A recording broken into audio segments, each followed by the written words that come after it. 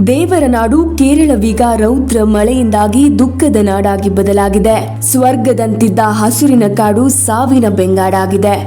ಅಲ್ಲಿ ಮುಗಿಲು ಮುಟ್ಟಿದ ಆಕ್ರಂದನ, ಮೂಕ ಪ್ರಾಣಿಗಳ ಮೂಕ ರೋದನೆ ಹೆಚ್ಚಾಗಿದ್ದು, ಶವಾಗಾರದಲ್ಲಿ ನೂರಾರು ಶವಗಳು ತನ್ನವರ ನಿರೀಕ್ಷೆಯಲ್ಲಿ ಅನಾಥವಾಗಿ ಮಲಗಿವೆ. ಒಟ್ಟಾರೆ ಮಹಾಪ್ರವಾಹದಲ್ಲಿ ಅಕ್ಷರಶಃ ಕೇರಳದ ವೈನಾಡು ನಲುಗಿ ಹೋಗಿದೆ.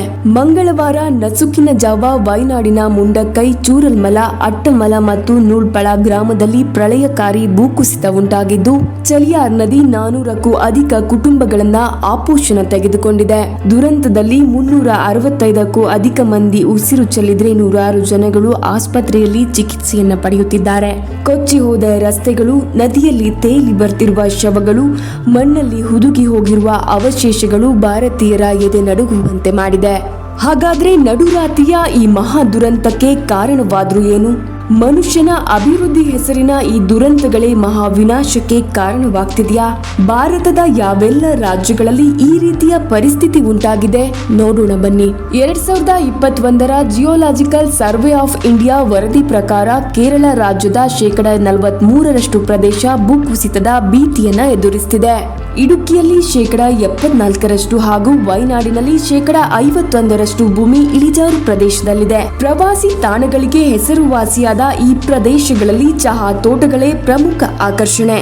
ನೈಸರ್ಗಿಕವಾಗಿ ಬೆಳೆದಿದ್ದ ಸಸ್ಯ ಮರಗಳನ್ನ ನಾಶ ಮಾಡಿ ಚಹಾ ತೋಟಗಳನ್ನ ನೆಡುತ್ತಾ ಬರ್ತಾ ಇರೋದೇ ಇಲ್ಲಿ ವಿನಾಶಕ್ಕೆ ಕಾರಣವಾಗ್ತಿದೆ. ದೊಡ್ಡ ದೊಡ್ಡ ಮರಗಳನ್ನ ಕಡಿದಾಗ ಅದರ ಬೇರುಗಳಿದ್ದ ಜಾಗದಲ್ಲಿ ದೊಡ್ಡದಾದ ರಂಧ್ರಗಳು ಸೃಷ್ಟಿಯಾಗುತ್ತೆ. ಇವುಗಳಲ್ಲಿ ನಿರಂತರವಾಗಿ ನೀರು ತುಂಬಿಕೊಳ್ಳೋದೇ ದುರಂತಕ್ಕೆ ಮುನ್ನುಡಿಯನ್ನ ಬರೆದಂತಾಗುತ್ತೆ.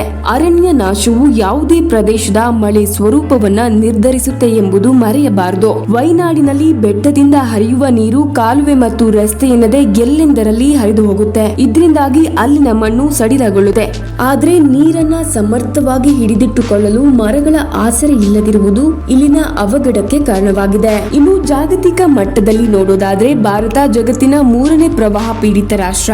ವಿಶ್ವಸಂಸ್ಥೆಯ ವರದಿ ಪ್ರಕಾರ ಪ್ರತಿ ವರ್ಷ ಪ್ರವಾಹಕ್ಕೆ ನಲುಗುವ ದೇಶಗಳಲ್ಲಿ ಅಮೆರಿಕ ಮೊದಲನೆಯ ಸ್ಥಾನದಲ್ಲಿದೆ.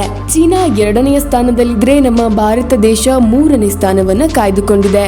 ಇನ್ನು ಇತ್ತೀಚಿನ ಜಲ ಆಯೋಗದ ವರದಿ ಪ್ರಕಾರ ಕಳೆದ 37 ವರ್ಷಗಳಲ್ಲಿ ದೇಶಾದ್ಯಂತ 3 ಕೋಟಿ ಹೆಕ್ಟೇರ್ಗೂ ಹೆಚ್ಚು ಭೂಮಿ ಕೇವಲ ಪ್ರವಾಹದಿಂದ ನಾಶವಾಗಿದೆ. ವಿಶ್ವಸಂಸ್ಥೆಯ ಮತ್ತೊಂದು ವರದಿ ಪ್ರಕಾರ 2011ರಿಂದ 2020ರವರೆಗೆ ಪ್ರತಿ ವರ್ಷ ಸರಾಸರಿ 1,500 ಭಾರತೀಯರು ಪ್ರವಾಹದಿಂದಾಗಿ ಸಾವನ್ನಪ್ತಾ ಇದ್ದಾರೆ. ಕೇಂದ್ರ ಸರ್ಕಾರದ ವರದಿಯ ಪ್ರಕಾರ 2017 ಮತ್ತು 2022ರ ನಡುವಿನ 6 ವರ್ಷಗಳಲ್ಲಿ ಪ್ರವಾಹದಿಂದಾಗಿ ಬರೋಬ್ಬರಿ 4,106 ಜನ ಮೃತಪಟ್ಟಿದ್ದಾರೆ. ಇನ್ನು ಕಳೆದ ಕೆಲವು ವರ್ಷಗಳಲ್ಲಿ ಪಶ್ಚಿಮ ಘಟ್ಟ ಶಿಥಿಲಗೊಂಡಿದ್ದು, ಕೊಂಕಣ ಬೆಟ್ಟಗಳು, ತಮಿಳುನಾಡು, ಕೇರಳ, ಗೋವಾ, ಕರ್ನಾಟಕ ಹಾಗೂ ಪೂರ್ವ ಘಟ್ಟಗಳಾದ ಆಂಧ್ರ ಪ್ರದೇಶ, ಡಾರ್ಜಿಲಿಂಗ್, ಸಿಕ್ಕಿಂ ಹಾಗೂ ಉತ್ತರಾಖಂಡ, ಹಿಮಾಚಲ ಪ್ರದೇಶ, ಬಿಹಾರ, ಜಮ್ಮು ಮತ್ತು ಕಾಶ್ಮೀರ ಪ್ರತಿ ಬಾರಿಯೂ ಪ್ರಾಕೃತಿಕ ವಿಕೋಪಕ್ಕೆ ತುತ್ತಾಗ್ತಾ ಇದೆ.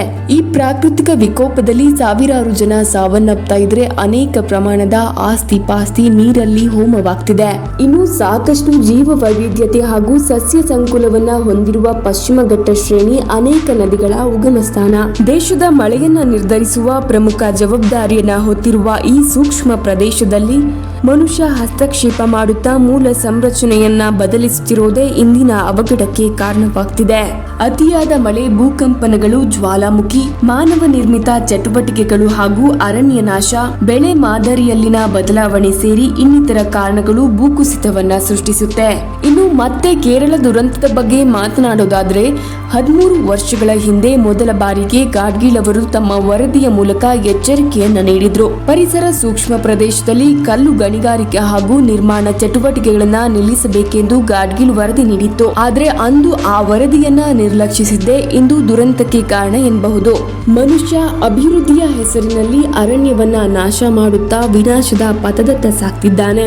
ಬೃಹತ್ ಡ್ಯಾಂಗಳು, ಗಣಿಗಾರಿಕೆ, ಮೆಟ್ರೋಪಾಲಿಟನ್ ಸಿಟಿಗಳ ನಿರ್ಮಾಣ, ಗಗನಚುಂಬಿ ಕಟ್ಟಡಗಳು, ರೆಸಾರ್ಟ್ ಹೀಗೆ ಪ್ರಕೃತಿಗೆ ಸವಾಲೊಡ್ಡಿ ಹೊಸ ಅನ್ವೇಷಣೆಗಿಳಿಯುತ್ತಿರುವ ಮನುಷ್ಯನಿಗೆ ಮತ್ತದೇ ಪ್ರಕೃತಿ ಪಾಠ ಕಲಿಸುತ್ತಿದೆ. ಪ್ರಕೃತಿಯ ಅಸಾಮಾನ್ಯ ಸಾಮರ್ಥ್ಯದ ಮುಂದೆ ಮನುಷ್ಯನ ಬುದ್ಧಿ ನಗಣ್ಯವೆನಿಸುತ್ತಿದೆ.